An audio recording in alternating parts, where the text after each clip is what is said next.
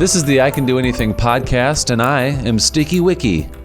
This episode of the I Can Do Anything podcast, I will cover the last week or so's happenings in NBA action because I can do anything.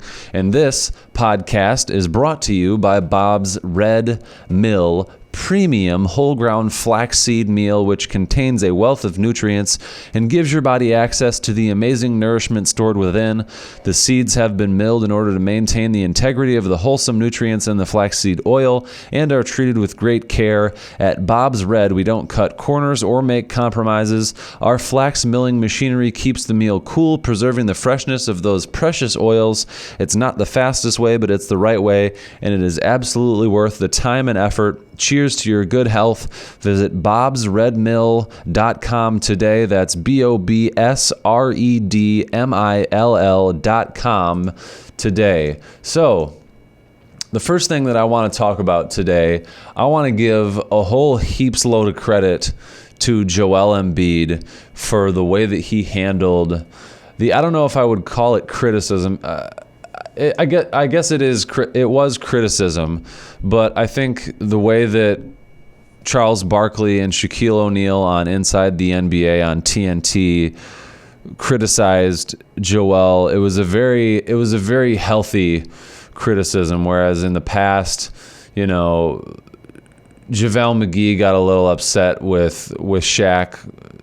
That was a little different because JaVale McGee earned the reputation of being a mainstay on the Shaqtin' a Fool segment. And I don't know. In my opinion, that was a lot more joking than this was.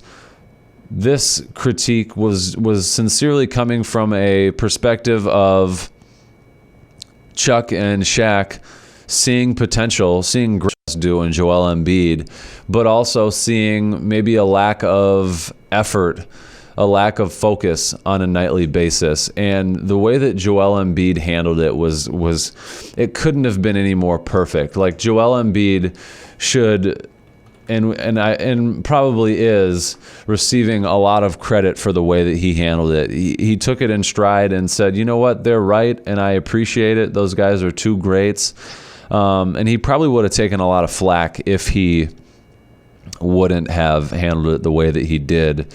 But I just wanted to give Joel credit because he handled it so well. Here's Joel Embiid talking about what Chuck and Shaq said before the game. So these comments came after the Nuggets game, which I believe was like Monday or Tuesday this past week. And then caught up with him, I believe, before Thursday's TNT game between the 76ers and the Celtics. So we talked about it before the game, and then he talked about it after the game with Chuck and the TNT crew after he played really fucking well against the Celtics and really responded on a national television game against another Eastern Conference title contender in a really big way. So a lot of credit to Joel Embiid. I do think they're right. I think I need to, be more aggressive. Just look to impose myself, just look to dominate. I think the whole season I haven't done that, and then you can see the ways affected my efficiency and my stats. So, I guess I need to go back to having fun and just dominate. And but I get what they're saying, and I think they're right, and I got to make a change. So that was ahead of the Celtics game on Thursday during shoot-around, and then here is after a really great performance against the Celtics on Thursday night. Obviously, those guys are great. They're all Famers. When you got guys like that, telling you that they trust you, that I can be great, and I take it to heart because I understand where they're coming from. I know I have that potential, but I haven't shown that, especially this season. So I just took it, and I just wanted to come out and be better. Just play basketball. So that's what I did, and I appreciate whatever they said, and I think he played a part in what I did tonight. So the overall sentiment that Chuck and Shaq were criticizing him on. The overall sentiment of it was that he doesn't play hard enough on a nightly basis, and that focus to be a dominant center and to be the dominant center that they believe he can be. I mean, he's just so skilled. You saw it against the Celtics, where he had 38 points, played really well inside and out, just dominated pretty much every facet of the game, had a really big block to seal the win down the stretch. And that especially in a game where Boston just doesn't have, that was a game especially that he needed to dominate because Boston doesn't have an answer for him defensively. They don't have a big guy like the Nuggets did earlier in the week in Jokic, and the criticism there was that he should see Jokic, another great center in the NBA, that he's about to play, and that should push him into overdrive and say, okay, I want to establish myself as the greatest center in the game right now, so I need to elevate my play against another great center. And then for the Celtics, you see, okay, they don't have a great center.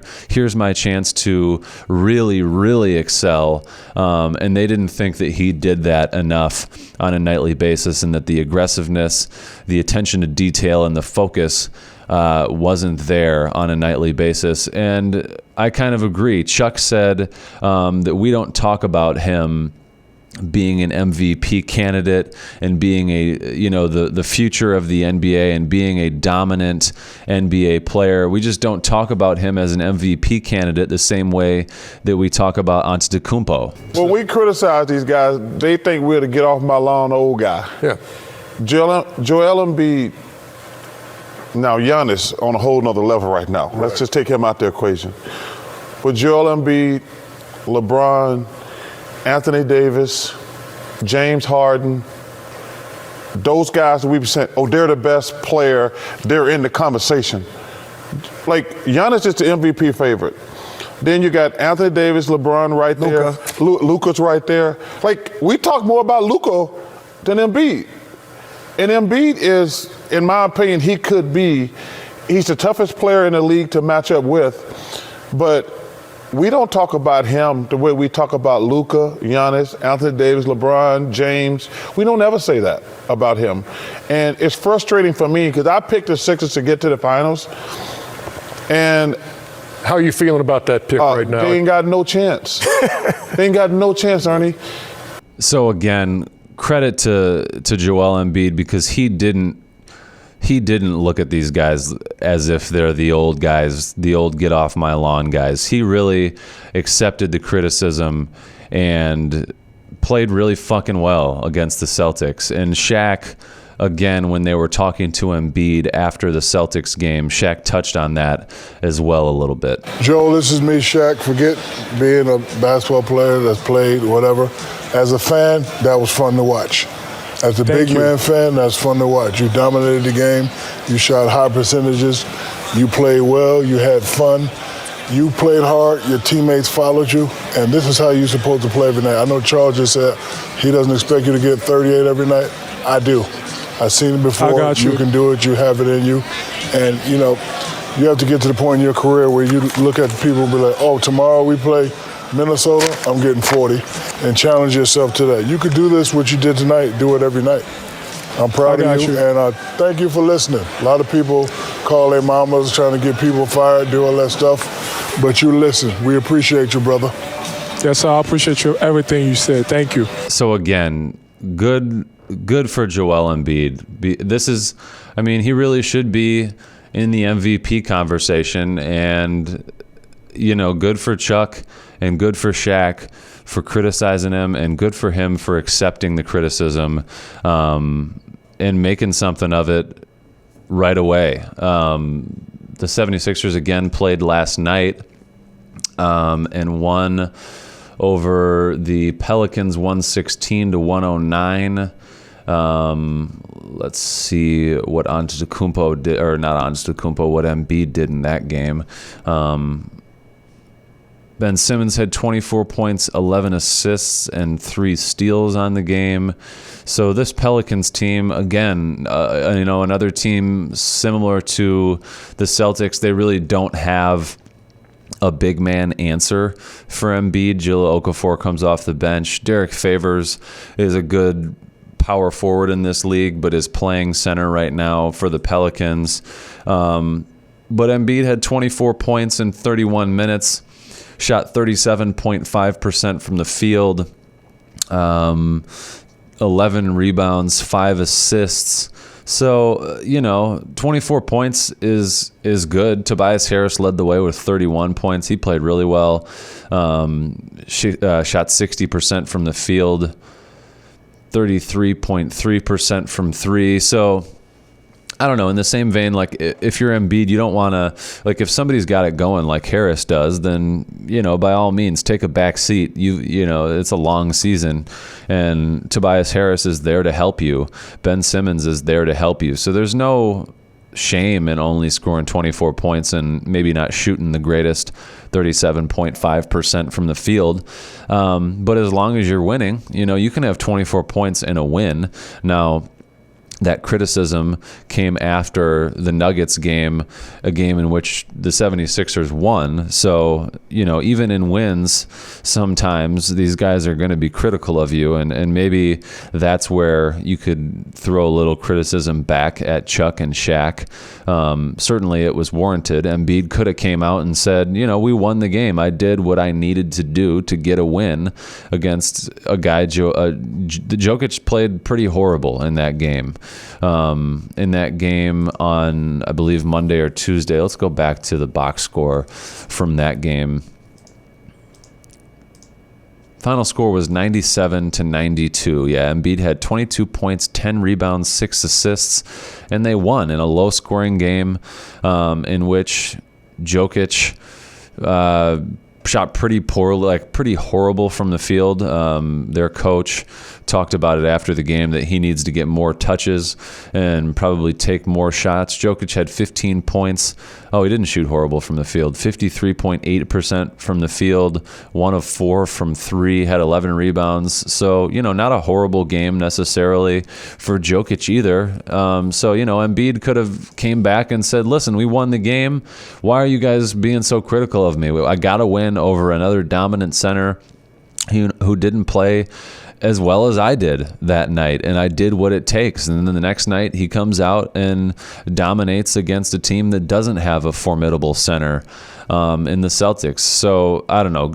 Credit to Joel Embiid for being humble and accepting the criticism and playing well the night after the criticism, and then going on and talking to those guys and again being humble and thanking them. And it's good to see.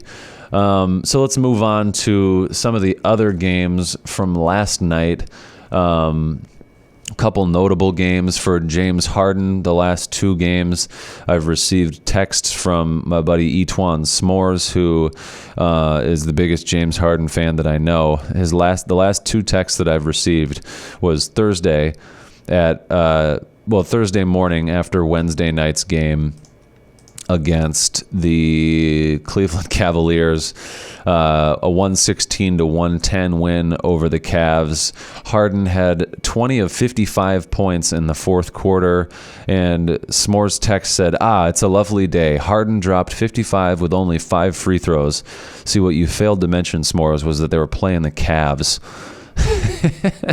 So that's I guess S'mores has been texting me and telling me that he's been arguing with people on Facebook about the James Harden versus Kobe, who's the better scorer argument. And then I just got a text from him last night after their win again, where he scored 54 points with only 6 free throws. I guess that's been a talking point for the people he's been arguing with, is that he goes to the free throw line too much. There was a video that I don't know if it went viral, air quotes, but that received some attention of a fan screaming to James Harden, that nobody wants to watch him shoot free throws. So 5 free throws with 55 points and 54 points. He only shot 6 free throws. Again, though, against the Magic. So James Harden's scoring 54 and 55 points, but he's doing it against teams, and he does it against teams that are contenders. The Magic are, the Magic are the 8th seed in the East, and the Cavs are not good at all. So, not necessarily against two horrible teams, but James Harden does put up have big point nights like that against good teams, but not always in a win. So I'm giving James Harden kind of a backhanded compliment. I really didn't mean for that to happen. It's just kind of natural at this point, but I really did mean to congratulate James Harden for scoring high points while not scoring, a third of them at the free throw line. But it just happened that way. I gotta call it how it is. You're scoring 54 and 55 points against, the Magic are a playoff team in the East right now, and the Cavs obviously suck. But you're doing it against teams that aren't really that good. I mean, the Magic may or may not end up as a playoff team, have certainly played pretty well thus far this season, but even if they're in the playoffs, they'll likely be eliminated in the first round as a 7 or an 8 seed. So let's look at some of the other games from last night. The Lakers beat the Heat. LeBron had 28 points and 12 assists. Anthony Davis had 33 points and 10 rebounds. It sucks that I can't watch games on Friday nights because I got to go to sleep early to get up and do this radio stuff. Because Paul George and Kawhi Leonard also played really well last night. They combined for 88 points. I think Kawhi had 42 and Paul George had 46. They became the first ever Clippers teammates to drop 40-plus in a win over the Timberwolves last night. So 113-110, Lakers over the Heat. Jimmy Butler had 23 on 45% shooting from the field, 0 of 5 from 3. It sounded like, from the recap that I read this morning as I was writing my sports summary from the NBA for the sports segment in my radio news, it sounded like the Heat may have been leading, and then LeBron James played really well in the second half. James had 12 assists and 9 rebounds, and Davis grabbed 10 rebounds. Lakers improved, blah, blah, blah. It wasn't over until the very last second. Jimmy Butler knocked over James on his way to getting free enough to take the last shot, but his three-pointer over Davis's outstretched arm bounced off the rim. All things being equal, these are two really good teams playing back and forth. We were able to create some separation in the first half, and then in the third quarter, they were able to impose their will, said Heat coach Eric Spoelstra. The Lakers out-rebounded Miami 50-34. And the last of those was the biggest. Kentavious Caldwell-Pope missed a free throw with 8 seconds left to keep the Heat within 2, but Miami couldn't get the rebound. Caldwell-Pope went back to the line with 4.2 seconds left, made 1 of 2 again, and the Lakers' lead was pushed to 3. See, these are the games that it sucks that I can't watch, and that now I know the score and the outcome and how it happened, because I would love to have gone back and watched this game this morning when I got home or whatever on the NBA League Pass replay and not known what was going to happen and enjoyed it like I watched it live. But that's just how the cookie crumbles sometimes, isn't it? Bojan Bogdanovic played really well last night for the Jazz, had, I believe, 32 points in a win over the pretty terrible Golden State Warriors. I want to find the Clippers box score. So, 42 points for Kawhi Leonard on 41.7 shooting from the field, 2 assists, 11 rebounds, was 19 of 19 from the free throw line, 3 of 3 from the three-point line. Paul George was 17 of 31, 54.8% from the field with 46 points. 6 of 15 from the three-point line, 40% from 3, 6 of 7 from the free throw line, 7 assists, 5 rebounds, but 6 turnovers, 2 steals, no blocks. Kawhi Leonard was plus 16. Paul George was plus 1. Montrezl Harrell added 18 off the bench. And this was a night that they didn't have Lou Williams. Lou Williams didn't play, and they still got a pretty good win over the T-Wolves, who have played a lot better than I think a lot of people, myself included, expected this season. The T-Wolves are currently, they're currently a game and a half out of the playoff race as the 10 seed, as the Suns continue to play really well. They are 11-13 as the 8 seed. The Lakers remain first, 23-3, 3.5 games ahead of the Clippers as the 2 seed, and that's probably how the standings will remain for the rest of the season, as Kawhi and Paul George have now played together for a couple weeks.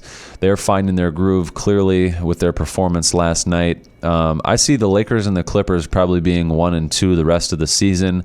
The Mavs more than likely will trickle down a little bit. They are currently the 3 seed. They will more than likely drop to maybe 4, 5, 6 as the end of the season comes around. I could see the Rockets probably finishing as the 3 seed as James Harden heats up. This was about the time last year where he went on that 30-point game streak, and it seems like maybe he could do something similar again this season with his last 2 games being in the 50 points. The Jazz are heating up.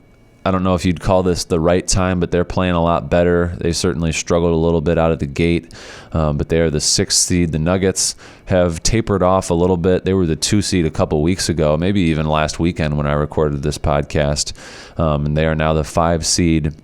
The Thunder, surprisingly, the 7 seed, as the Trailblazers and the Spurs have played pretty poorly, so they've been replaced by the Thunder and the Suns in the current playoff standings. So an exciting NBA season continues. I don't watch as much on a weekly basis as I would like to, just because I don't really know. I've lost interest in like really religiously following and watching like 2 or 3 games a night.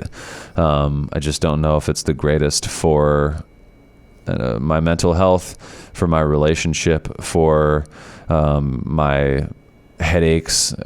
I look at a screen way too much throughout a day at work on the computer, and I don't know, it just doesn't make a lot of sense. I got a lot of other interests. I talked about this last season, other interests, and watch a lot of other stuff throughout the week while I'm at work. A lot of podcasts, a lot of comedy stuff. I'm staying relatively current on news. I thought it was hilarious that Donald Trump was criticizing a 16-year-old who's for climate change, that the Time magazine named Person of the Year. Donald Trump won Person of the Year from Time magazine in 2016, and every year has criticized them for not giving it to him since then. And this is a magazine that he has openly criticized in the first place for being I don't even know what terminology or words he uses, but he's pretty openly, hated on Time magazine before he was given Person of the Year in 2016 after winning the election. And then, does he want to be it every year? Like, is he supposed to be Person of the Year every year? I mean, it's just kind of, I'm not even like a Trump hater necessarily. I don't consider myself on either side of the aisle. I don't really give a fuck whether or not he gets impeached. I don't think it really has any effect on my life. But it's just kind of fascinating to see how out of touch he is with reality, and just how much of an egomaniac he is. But other than that, I haven't been watching as much NBA as I would like to. The upcoming Thursday night schedules are exciting because now TNT will pretty regularly do their Thursday night doubleheaders. This past Thursday, BD and I went to her sister's house to watch on the big projector in their basement. So that was fun this past Thursday. Had dinner with the family and everything, and entertained her little nieces. So that was a lot of fun. I think we're going to continue to do that and stay the night over there on Thursdays. It makes her commute to work a little bit easier and doesn't change mine. It's 10 minutes from my house. And we live 20 minutes away from her, and my work is directly in the middle. So it's 10 to 12 minutes commute for me, pretty much either way. But it makes her commute go from about 30 minutes to like 15. So basically cuts hers in half. And it's a lot of fun. And I'm really excited to watch the playoffs over there. And watch hopefully the NBA finals over there and have some finals parties at their house. TNT has some good games this week. I believe the Lakers play on a TNT Thursday night this week. I can't remember who the opponent is, though. Yeah, Lakers-Bucks will be the 8 o'clock game on TNT. That is perfect and very exciting to watch Giannis and LeBron collide, because I can't stay up for the late game on Thursday nights by any stretch of the imagination. But Thursday's game will be a good one. The late game at 10:30 will be Rockets and Clippers. And then I think I was looking at all the Thursday schedules. The following Thursday, the day after Christmas, the day after Christmas, Thursday the 26th, doesn't have as good of games. The Knicks and the Nets will be the TNT first game, and then Blazers Jazz will be the second game. But then following that Thursday, there'll be there's no TNT games that Thursday. Anyway, I'm excited for those TNT Thursday night games over at BD's sister's house. And I think that about does it today for the I Can Do Anything podcast. This episode was brought to you by Beat Freak. When it comes to making beats, you don't need sophisticated beat-making software. You don't even need instruments. With powerful technology that has an array of instruments to choose from, you never have to use a tinny-sounding snare snippet or a dull guitar riff again. The latest in synthesizer and electronic production components comes at an affordable price with Beat Freak. Visit beatfreak.com/anything for your limited time offer at amazing quality sounding instruments at your fingertips. Don't be a freak. Get Beat Freak. It's been also brought to you by Ludus. Ludus. Selling tickets should be easy so you can focus on what truly matters, your production. The I Can Do Anything podcast is powered by Ludus, built from the ground up for a high school theater director. Ludus is simple and free online ticket sales for K-12 schools with a customized ticketing portal. I always mess that up. With a customized ticketing portal, Ludus offers great customization features. Choose your own unique domain, pick custom colors to match your organization, and even build a meaningful splash page with the drag and drop editor. Take control of your ticket sales with the advanced control panel tools, add shows and showtimes, search for tickets, find patron data in seconds, create multiple admin users, and issue exchanges and refunds at the click of a button. One of the best features Ludus has to offer is the ability to generate detailed reports, view revenue data broken down by day, manipulate your data to answer questions about your sales, and export your data for future use. Ludus also offers powerful reserved seating. Easily let your patrons choose their own seats for your reserved seating shows. Upload your seating chart using the drag and drop maker. Add sections, rows, tables, choose premium seating, and general admission shows are possible too. Keep track of student sales by simply adding student ledgers. Each student receives a Ludus account and special sales code that can be applied to any order. When patrons purchase their tickets, they have the ability to print their tickets at home, have them digitally sent to their email for use on mobile devices, or mark them to be picked up at will call. With Ludus, customer service is a breeze. Oftentimes, it's nice to talk to a real person who understands what your job consists of. Ludus offers real-time support through their chat widget, step-by-step guides, videos, and an 888 phone number. Ludus has sold over 1 million tickets since its foundation in 2015. Now that number is up to 15,228,589 in the year 2019. They've sold over 7,021,723 tickets. Visit ludus.com and start selling tickets today with Ludus's forever 100% free guarantee to your program. That's ludus.com today. Ludus just this weekend and last weekend is putting on a show of their own, a special production put on by CEO Kevin Schneider, the theater director that Ludus was built from the ground up for. And that show has been very successful. It's sold out literally in minutes, all of the shows. And it's just cool to see Schneider, my good buddy Kaj, getting back into directing and getting back into doing theater stuff on a day-to-day basis. They made a really cool, intimate setting in their Ludus offices at Baker Lofts in Holland. And the show looks, I'm not really into theater at all, but people are certainly nowadays really, really entertained and really excited about like really unique, exclusive, you see it with like Supreme and all that stuff, like exclusive drops of like merchandising and stuff like that, exclusive shows where it's like limited ticket sales. It's a small boutique environment. And that's exactly what Ludus did. With this show, they had shows on Wednesday, Thursday, and last night, and then they'll have another show, I believe, today and tomorrow. I know they will for sure have one today. I'm not sure about tomorrow, but yeah, exciting for Ludus to, and that means a lot for Ludus going on in the future. Not only are they a company that sells tickets, but they also are putting on shows of their own. So good for Ludus. Go check out ludus.com today. You won't receive any kind of free promo code because of the I Can Do Anything podcast, but just tell them that Colo sent you, and maybe you will. All right, thanks for listening to the I Can Do Anything podcast. Peace.